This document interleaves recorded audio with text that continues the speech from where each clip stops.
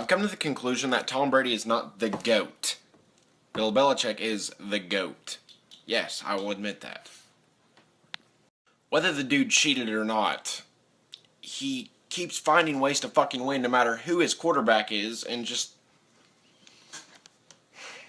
That being said, take your fucking focus off Tom Brady for just 1 second and just picture his career without Belichick.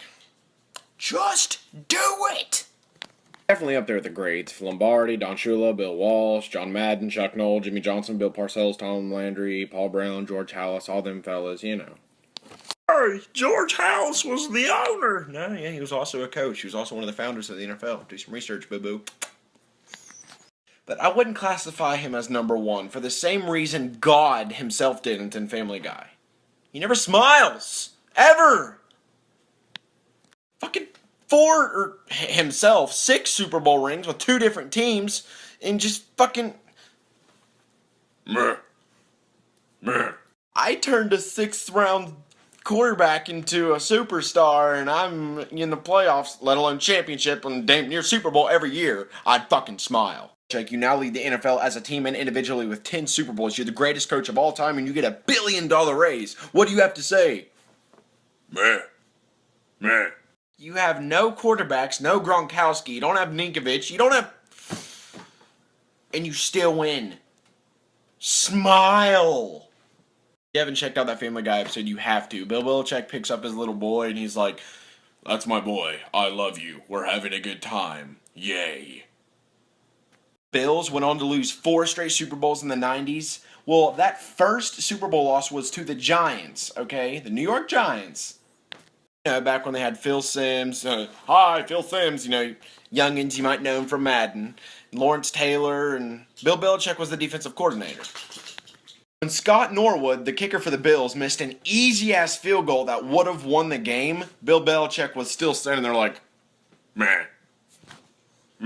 Lucky, you might find pictures of him smirking, like when he won the Super Bowl, one of the 500 fucking times. Him and Brady, he's like, meh. Peyton Manning retired. He's like, "Hey, this might be my last rodeo. It sure has been a pleasure." Belichick was like, "You're a great competitor." That's it. Dude who you either killed or got your ass kicked by, you know, it was always back and forth. And he pours his heart out to you, and you're just like, "You're a great competitor." You say, I don't care how many Super Bowls he's won or how many great things he's done. The highlight of Bill Belichick's career is when he's like, "I've handled dozens of balls over the past week."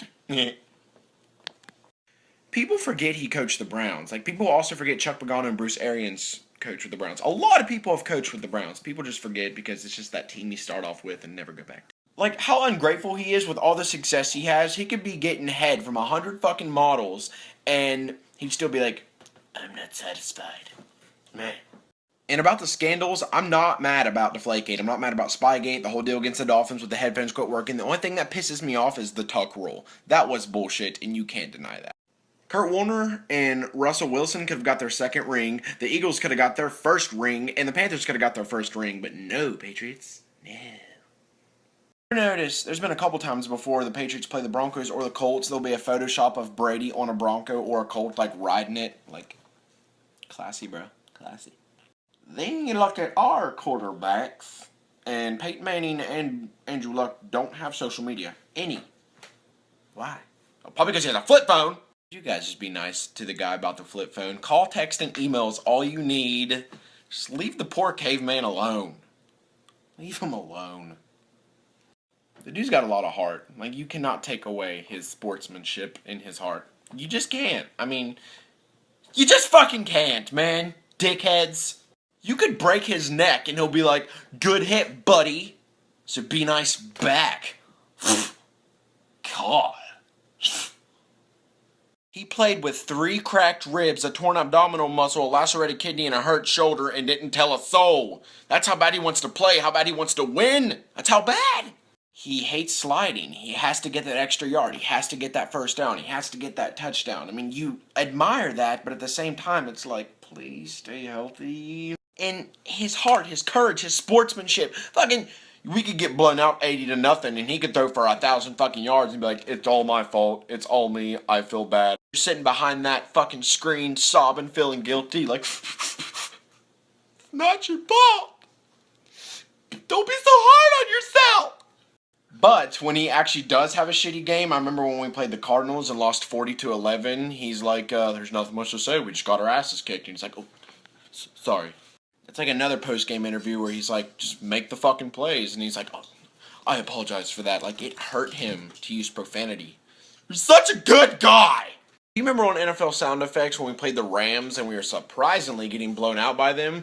And Luck was like, please put me back in. I'll be safe. I'll play good. Please just put me back in. Please. And you're just sitting there watching it like, he wants to play. He wants to play. A little off topic, but don't you love it when a player that sucks in real life sucks on Madden too? Perfect example, Trent Richardson, Darius Hayward-Bay, and Greg Toller. Perfect example. Wide open fucking streak. Darius Hayward-Bay just bounced off his head. You know, Greg Toller, penalty every play, fucking holding every fucking play. Trent Richardson, you control the controller, the analog, but for some reason, if there's a wide open gap, motherfucker will fall from the sky and the defender would just stuff you. It's just true. Not gonna lie, in the old Maddens, I made Joseph Adali look like a total boss. He was a beast. I guess that's all the ranting for today. I'll shut the fuck up. I know I've wasted at least 20 minutes of your guys' life. Maybe I'll be a little happier in my videos when we finally win a game.